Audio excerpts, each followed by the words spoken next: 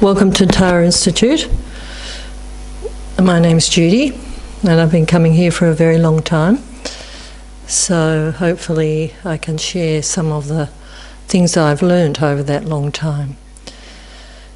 I go for refuge until I'm enlightened to the Buddha, the Dharma and the highest assembly from the virtuous merit that I collect by practicing giving and other perfections. May I attain the state of a Buddha to benefit all sentient beings. I go for refuge until I'm enlightened to the Buddha, the Dharma and the highest assembly from the virtuous merit that I collect by practicing giving and other perfections. May I attain the state of a Buddha to benefit all sentient beings. I go for refuge until I'm enlightened to the Buddha, the Dharma and the highest assembly from the virtuous merit that I collect by practicing giving and other perfections. May I attain the state of a Buddha to benefit all beings. That's the Refuge Prayer, which I said I would talk about this week. So Buddhists, well, the mark or the sort of the definition, not definition, but the mark of being a Buddhist is usually taking refuge. So I'll explain that a little bit later. But now, for anyone who might be a beginner, I'll just talk a bit about meditation. So, why meditate? Well, lots of people these days, obviously including all of us, are interested in meditation. Perhaps because it's some esoteric sort of thing, but mostly because it sounds good. You know, all the information, all the masters of meditation appear to have good qualities. They appear to have, you know, some sort of powerful and calm qualities. So meditation, the teachers that I've listened to, they do embody the benefits of meditation. So meditation is really about calming the thoughts in our mind, the sort of emotional disturbing thoughts, or just the many thoughts, just the random thoughts that pop up in our mind, and thoughts that might disturb us or, you know, nag at us or sort of persist or distract us. So meditation is a way of calming or of gaining control over that by not actually thinking of those thoughts, by not allowing those emotions and thoughts to sort of dominate. Because if you're focusing on your breath or something else, like a positive object, then you're not focusing on a negative one, because the two states of mind don't, you know, embody the one space, meaning your mental consciousness. So if you're thinking about something neutral, like your breath, then you're not thinking about something negative. So it's pretty simple, just like that. So with meditation, it's one part of our mind is sort of observing the other, and we use mindfulness to remember the object. Now the object, we call them objects. An object can be the breath, something neutral. An object can be an image of a Buddha, or any image, or even a thought it can be. So it can be a thought of compassion or love. So we call that sort of the object of meditation. So with basic simple meditation is usually starting with breathing meditation, because that's a neutral object, and it's a way of calming our mind too. So we are urged, or we're recommended, to sort of do it regularly, but not prolonged, in case that causes, you know, just say that we experience some of the difficulties, such as excitement or dullness. They're the two main difficulties that one would come across. So excitement is obviously where the thoughts are sort of out of control a bit, you know, where we're going from one thing to another, and we're really not finding a peaceful meditation, or dullness, where we lapse into a sort of sleepy state where we're not really alert. So dullness too, some people can think that they're actually meditating and they're in a sort of semi-sleepy sort of state. You might mistake that for meditating itself. So we use mindfulness, and because one part of the mind is sort of observing the other, we sort of look through alertness or introspection. So we checking up whether we've lost focus on the object of our meditation. So if we're trying to do breathing meditation and we find ourselves all of a sudden thinking about something else, then we bring in introspection. So we sort of have this alertness, this awareness. So why meditate? I said before, so that we can control our thinking and our minds. And one can control one's mind to the point of developing calm abiding or single-pointed concentration, which means that one can focus on the one thing for as long as one wants. But it's a long road, and it's not immediate, it's not overnight. Our habits, tend to be quite strong in terms of what goes on and what distracts us. But it's worth trying to meditate in a quiet place, in a comfortable position, and persisting with it. If one finds one is being distracted or sort of overexcited, there are different antidotes, we call them, to different problems. So if one is feeling that one's mind is all over the place, one naturally goes back to focusing on one's breath.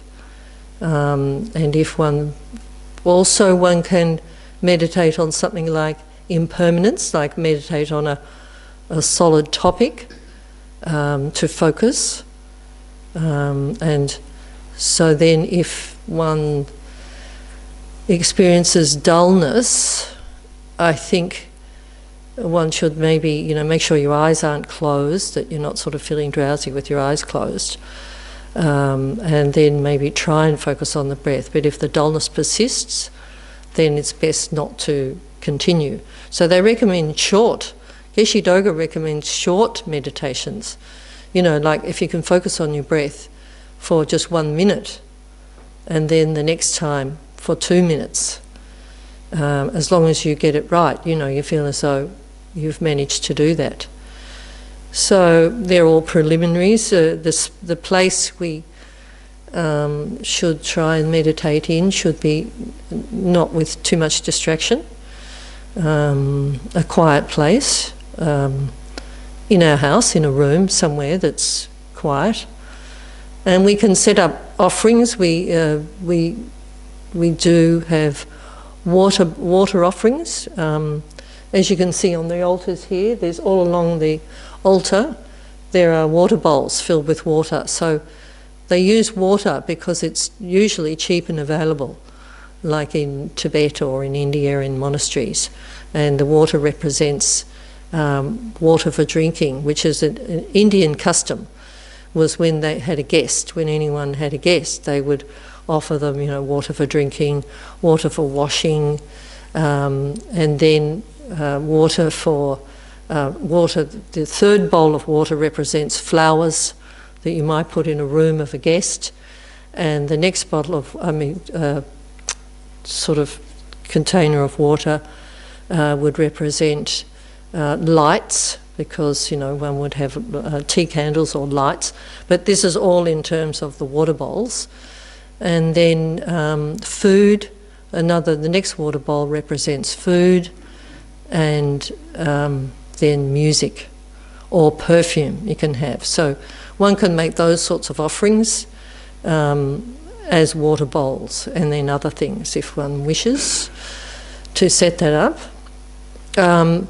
We prostrate when we come in, usually prostrate because the Buddha, who was the traditional prince of the Shakyas, he went out, he was cosseted by his father, by the family, and he happened to see a sort of an old person stumbling along, and a sick person, and a demented sort of person, and then a dead body.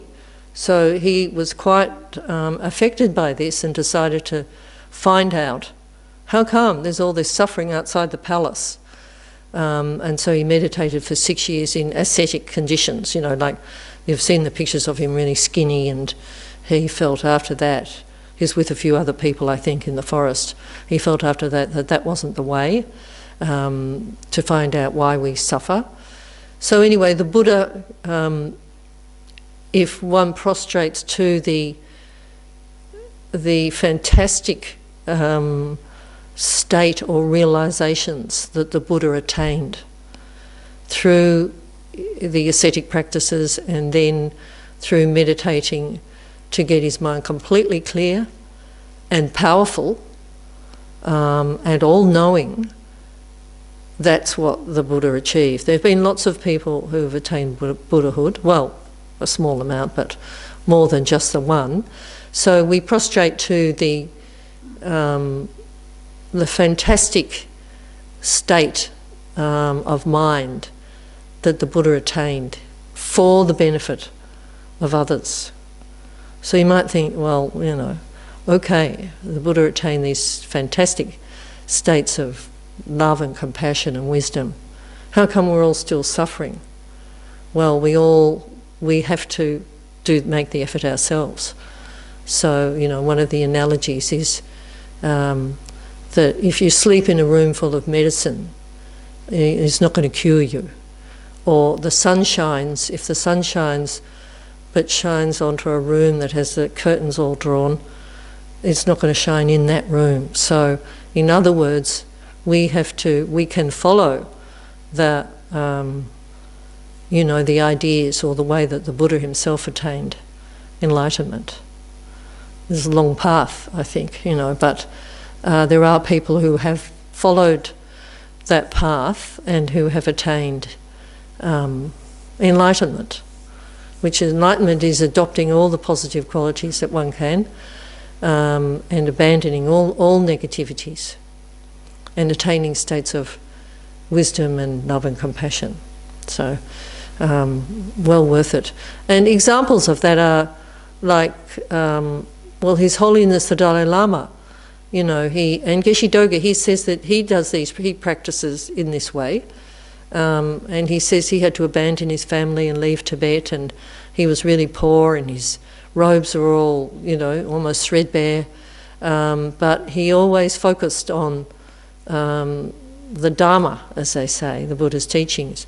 And it was a great source of happiness and absolute happiness to him, despite all these difficulties. So the same way that we might start on a process of meditating.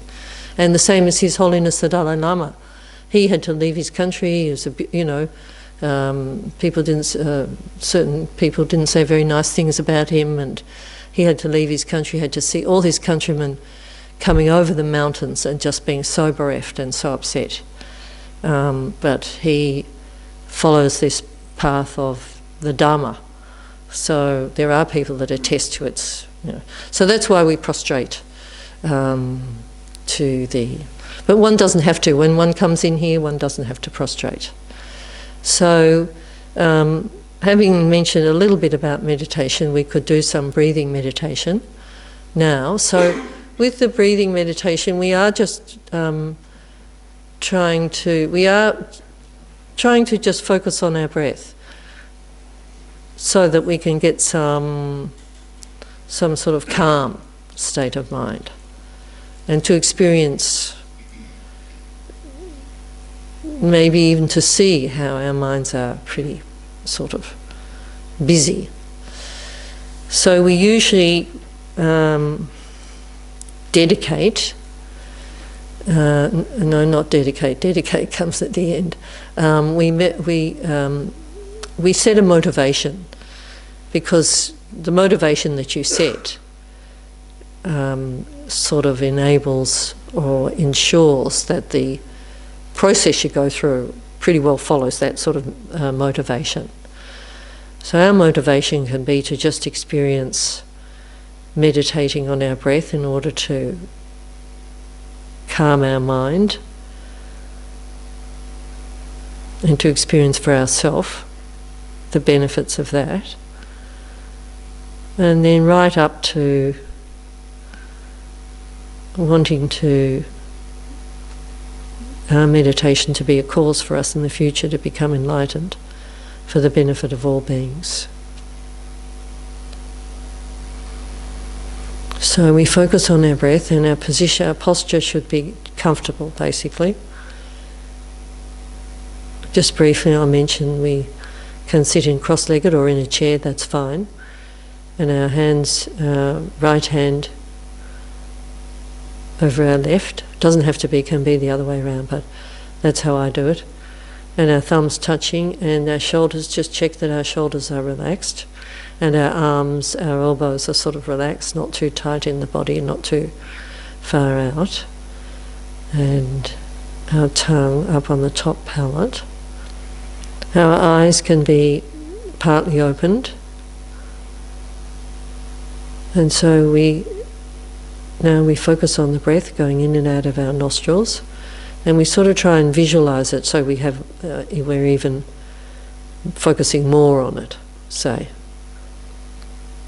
So we'll do that for a few minutes.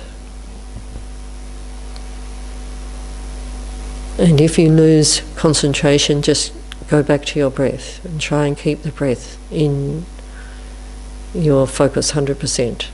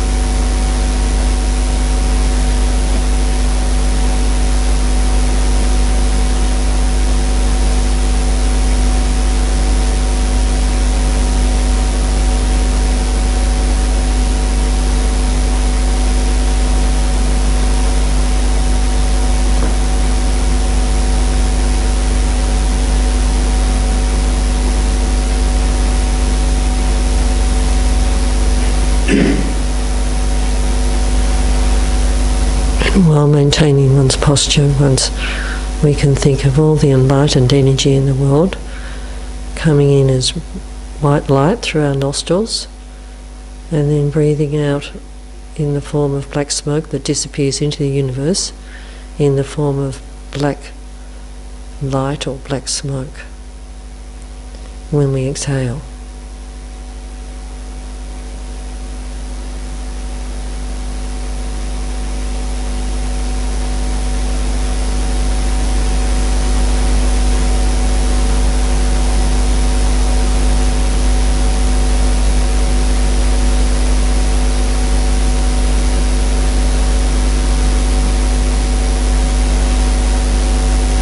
The white light fills our body.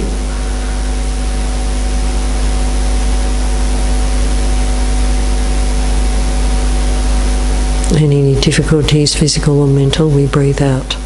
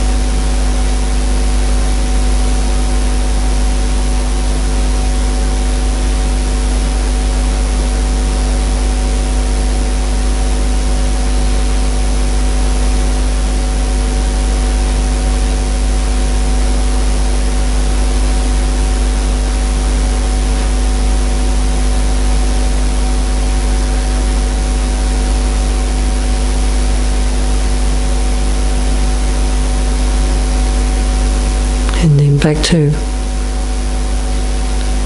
just observing our breath going in and out.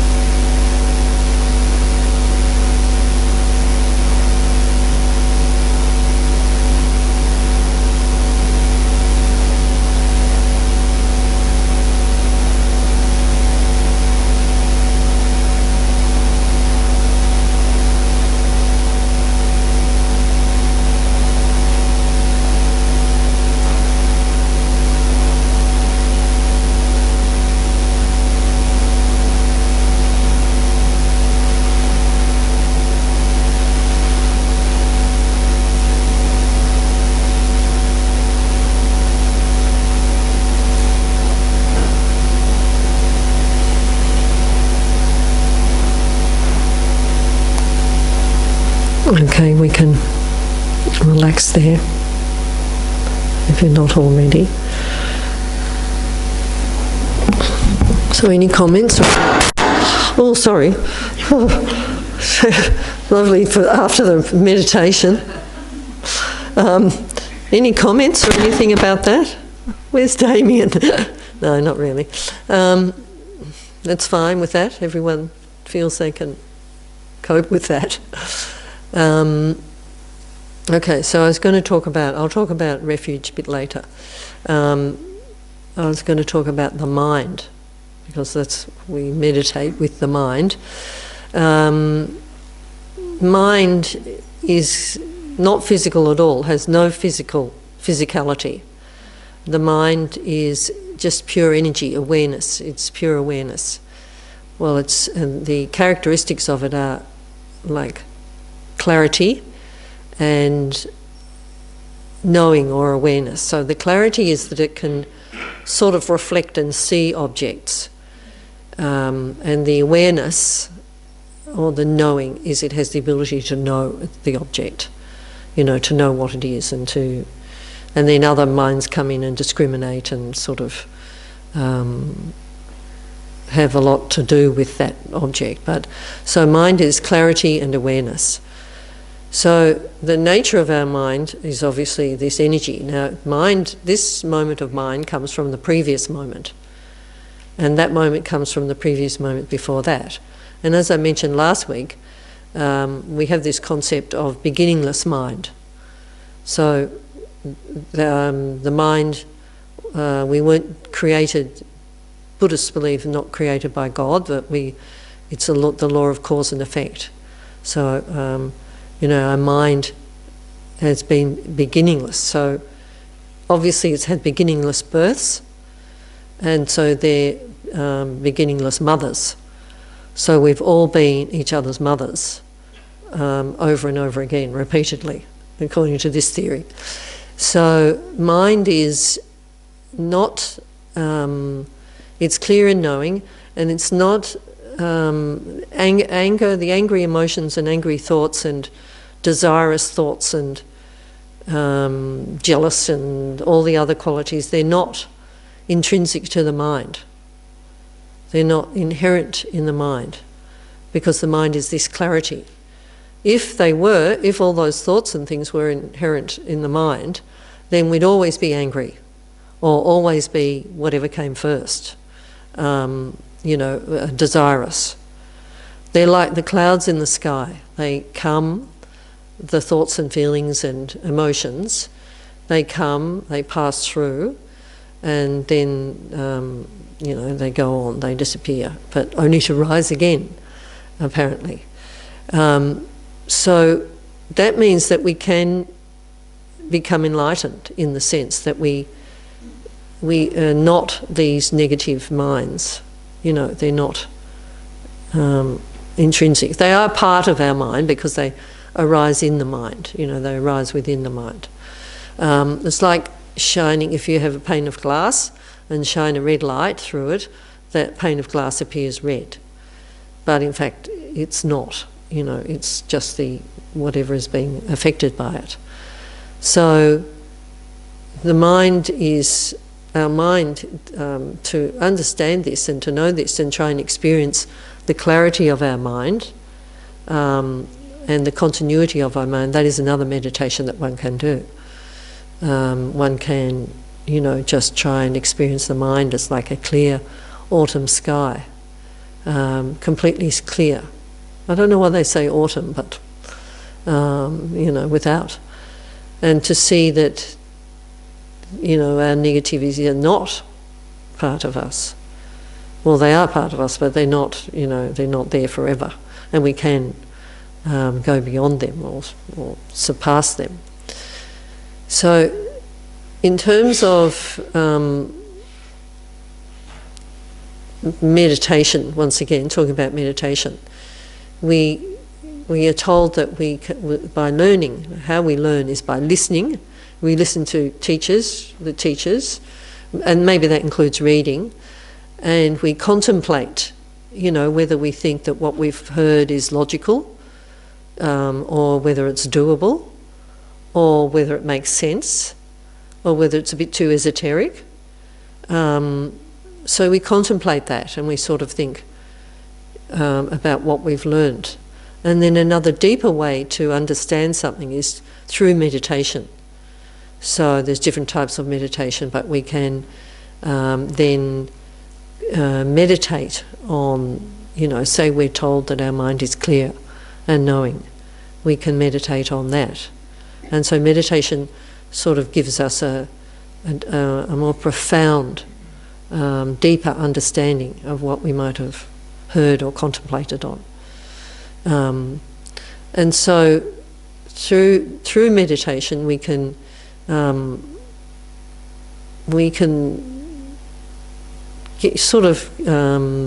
work through anger or desire or ignorance. So just say that we have a proclivity to be critical or judgmental of others. And we look at what's the prevalent, most consistent negativity in our mind, and we sort of, when I was talking about before, if one wanted to have a meditation practice, one would look at what is, occurs for one most often. One might be an angry person, a jealous person, or have other problems. But let's just take being critical, which I think it might fall under the umbrella of anger, sort of. I'm not sure. Anyway, just say if one is very critical of others. So being like that in terms of karma, the karmic connection of that would be that one is always criticised, if one has that sort of mind that is critical. So how would we deal with that in, say, meditation, in terms of, well, we would look at the disadvantages of being critical of others. Do we want to be a person who's always criticising others? I mean, it's easy to be critical. I think we walk down the street and we see someone who looks, easy to criticise.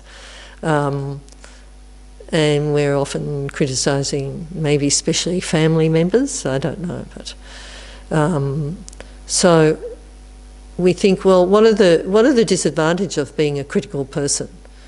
And it's that maybe we don't want to see ourselves like that, and others don't necessarily like critical people. So in terms of, say, meditating on, trying to deal with our mind that might be very critical, we look at the disadvantages and we apply antidotes. So the antidote, say, to being critical would be, well, just plain, I think it's something that I would like to, do less of.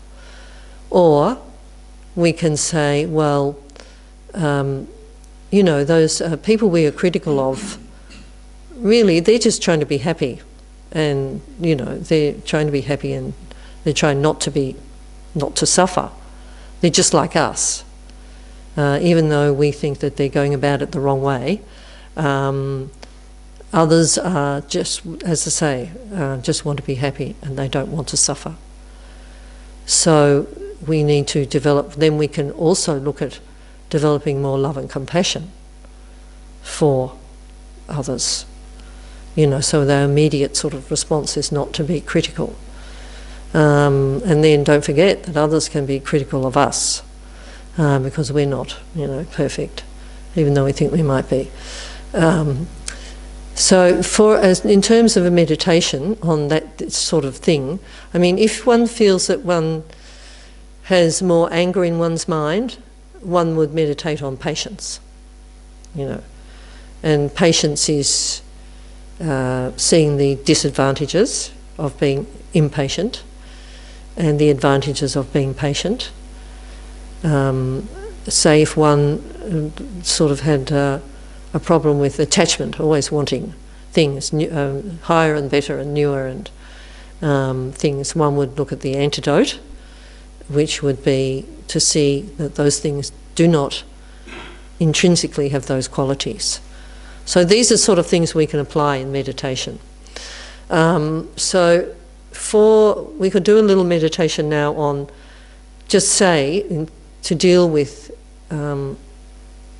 being critical. So what we do is we look at the friend, enemy, stranger meditation, which you've probably done many times before. So what we do is we look at, in meditation, we get images of the friend, the enemy, the stranger, and we see how they're interchangeable.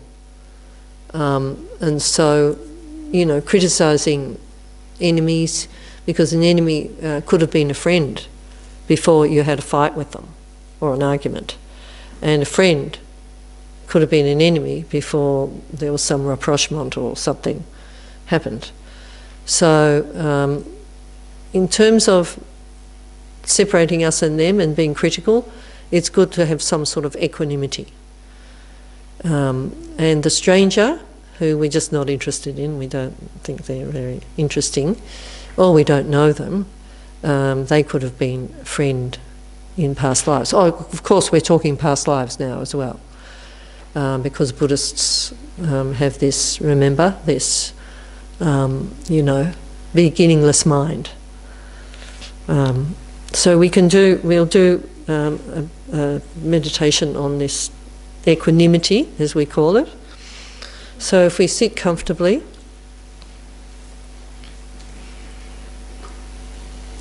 and look at our motivation for doing this meditation. Our motivation is to just try and soften our critical view of others.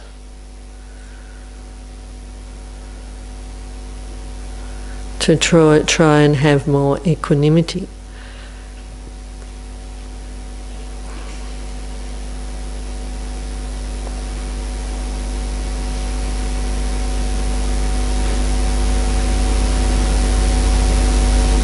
And so we focus on our breath.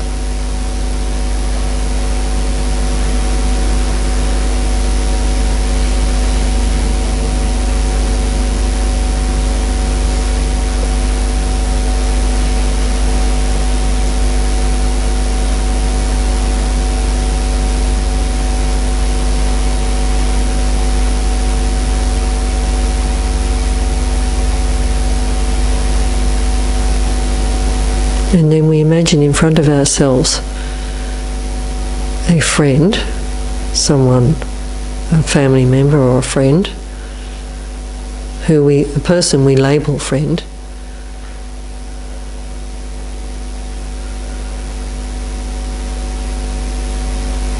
And then on the left,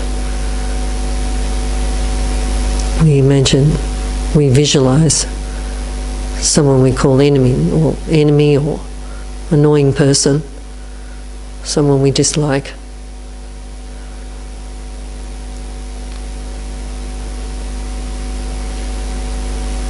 Someone who's caused us annoyance or harm. And then on the right side of the friend, a stranger.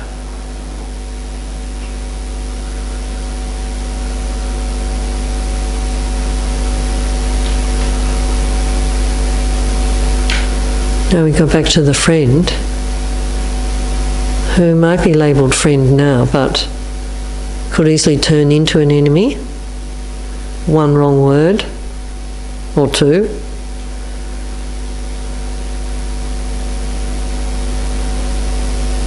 Or in the past, even past life, could have been a so-called enemy.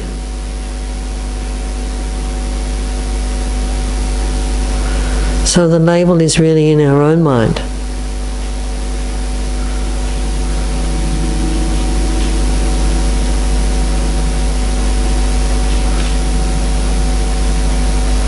Not in the nature of that person.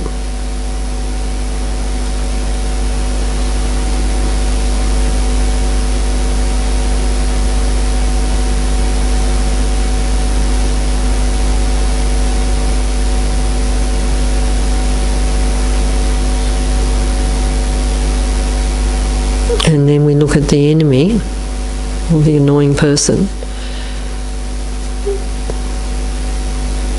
and think that they could have been a friend.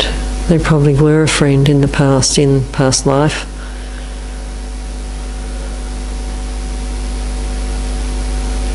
And they could easily become a friend under changed circumstances.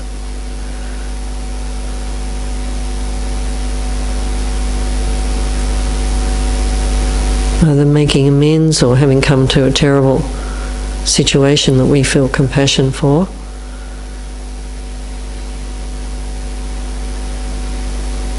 And that they're just trying to be happy.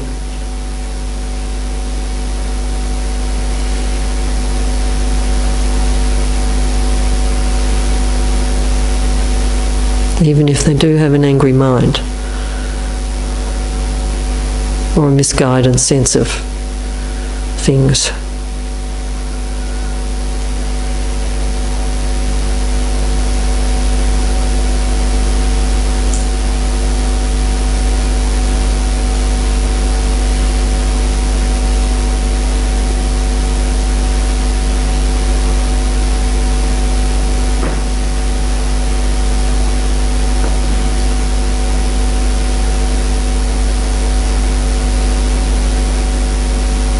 then we look at the stranger could become either friend or enemy in the very next instant or in the near future,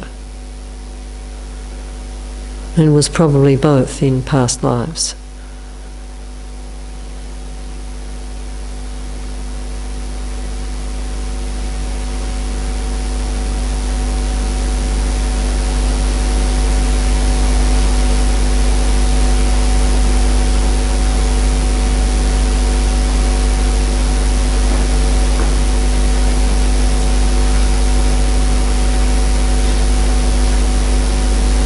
And then we look at the eye, our eye, the eye that's labelling, criticising. And think, where does that exist in us? This eye, this critical eye. What is that? What's going on with that? Why do we feel we have to be critical?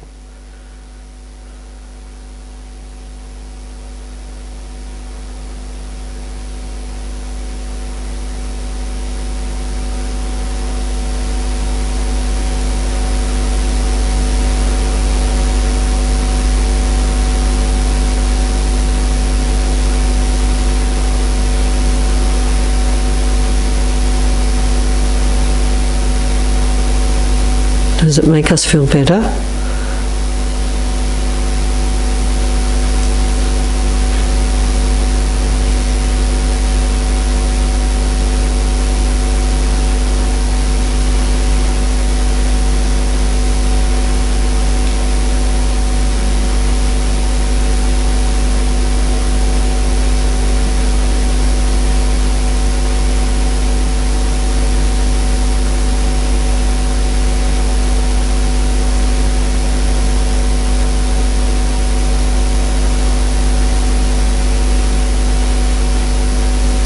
And then we can just determine to be less self-grasping in future, just to be aware of what's going on in our mind when we're being critical.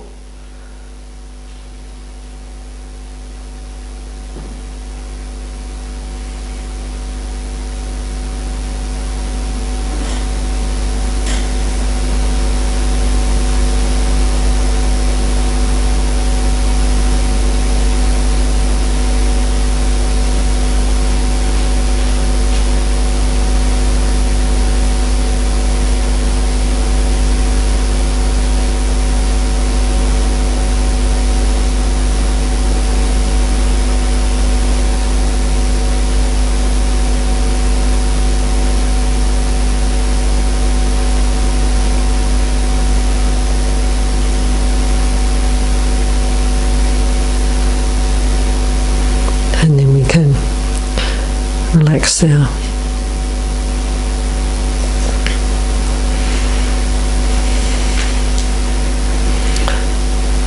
So I said I would talk about refuge. Well, the Refuge Prayer, which I said at the beginning, and as I said before, refuge is a sort of Buddhist activity. I did a meditation course back in 1979, and I was really there because I was a bit concerned about a friend of mine. I thought he was being led astray by these lamas. So here I am, all those years later. But they all of a sudden, everyone said, oh, we're going to, Lama Yeshe's going to give refuge. We're going to have a refuge. And I thought, oh, yeah, okay. That sounds okay. Like it was the end of a 10 days brainwashing sort of thing, Buddhist thing. And, I was never the same again. Like it was, I was never the same. Because they say with this listening, contemplating and meditating, they say check up whether what's being said is, applies to you, whether you think it's realistic or, a bit fanciful or whatever. So after that course, everything that did occur, all the stuff I thought, it really did check out. Anyway, the Refuge Ceremony was Lama Yeshe ringing bells and doing, saying things in Tibetan, so I had no idea really. But it didn't have any negative effect really. But refuge is taking refuge in the Buddha, the Dharma and the Sangha. So I said the highest assembly, which is the Sangha. So take refuge in the Buddha because the Buddha, as I said before, has attained all the qualities. Omniscience, which means knowing everything, the ability to, a Buddha who's enlightened has the ability to then just say one sentence and people of all different languages or with all different questions in their mind would be able to understand. Has complete compassion, undiscriminating compassion, and the power to help. So, as I said before, even though Buddhas have that power, we have to make the effort and try and follow. So that's why we might take refuge. The Dharma is it's strictly speaking of the realizations in the mind of an Arya being. An Arya being is one who has abandoned all negativities and attained all good qualities.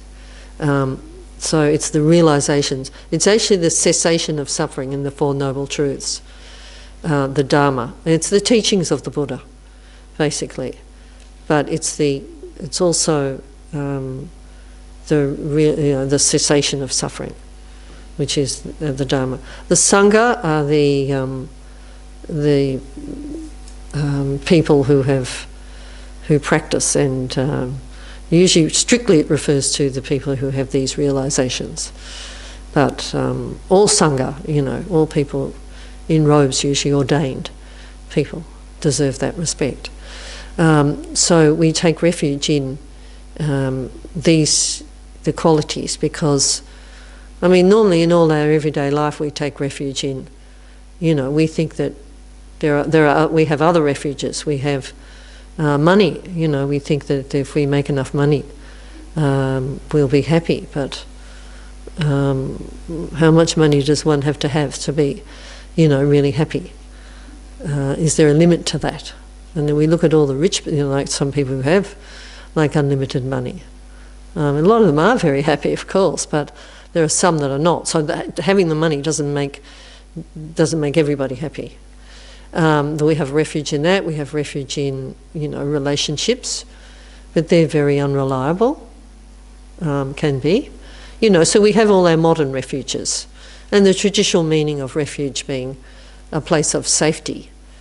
Well, yes, trying to follow the Buddhist path would lead one to some sort of safety, I think, mental safety, if there's such a thing. But anyway, so refuge is occasionally here, Geshe Doga will give to certain people if they ask refuge. There are some sorts of commitments that one would say refuge, say that prayer twice a day, 3 times a day, 2 or 3 times a day, and commit to not harming. Not harming. That's the basic Buddhist thing. I'm talking about refuge, but the basic Buddhist thing, which His Holiness the Dalai Lama talks about, is, as he says, his religion is not to harm anyone or any sentient being, anything, even ants or, So there's that sort of commitment. And there's a few other things, but they're not, drastic things one has to do. Anyway, so one might hear about refuge in Buddhist terms. So I was just wondering, are there any questions? Anyone have any questions about any of that? Yes? Who are the offerings for? The offerings on the altar? The offerings are to the enlightened ones and the deities.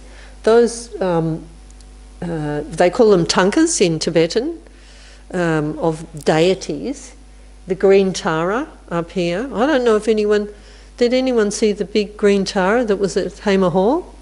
The Tara Institute? Yes, Ben, you did.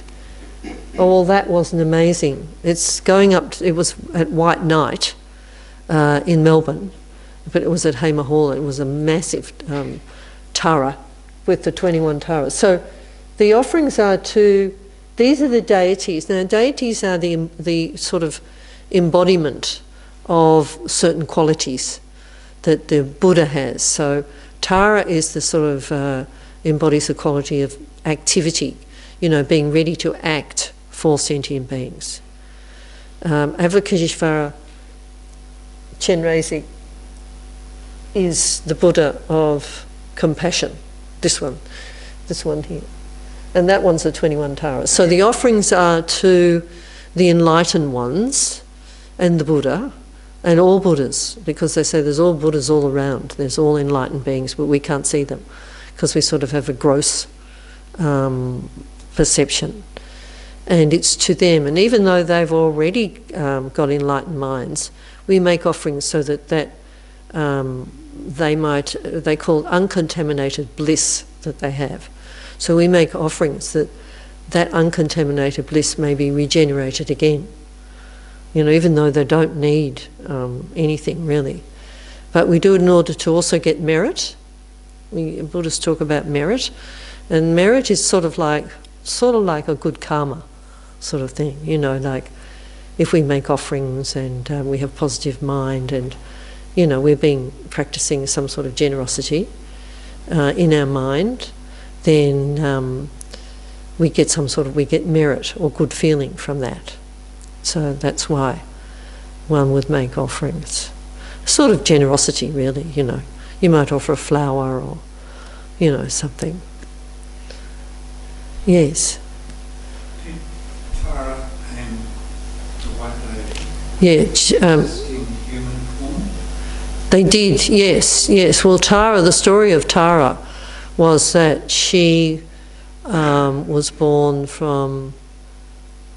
She was born as a woman, a female, and decided, because there was all these male sort of deities around, males, that she would become enlightened in the female form.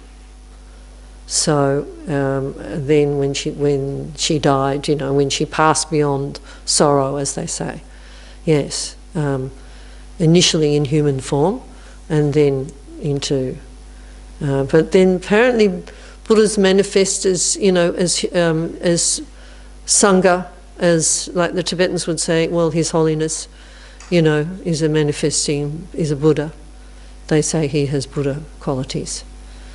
So and according to Buddhists, they manifest as, they can manifest as anything to help us. Yeah. Is that all very clear? Yes, I was going to say more about refuge. With refuge, with the Buddha qualities, that's also why one would, prostrate, because of those Buddha qualities of power and compassion and ability. So one's not prostrating for any sort of, negative reason, But then it also, people who've been listening to Buddhist talks and things like that would prostrate. One can also prostrate because it gets rid of it, or deals with one's pride. You might sort of come in and think. We all have pride, so prostrating is meant to just deal with one's pride. Yes. So, any other questions that one? Is that all clear? Very clear. There's other, as I say, there's other meditations that one can do. One can, with the breathing meditation, one can count, like from 1 to 10, or just use the breathing in the right nostril, in on the right nostril, out on the left, in on the left, out on the right. That gets a bit busy, but it is a way of focusing one's attention. And then, vice versa, in on the right inhale on the right nostril, out on the left, inhale on the left, and out on the right. and then do that 3 times, and then inhale in both nostrils and out. So there's all sorts of breathing meditations one can do. And there's lots of books on meditation, but the best thing about meditation is to have a teacher, I think, if you want to learn anything really with a teacher. So, all right, if there are no more questions, I'll let you go. So there is tea and cake and things out in the dining room if one wants. I'll be back next week. Okay, thank you.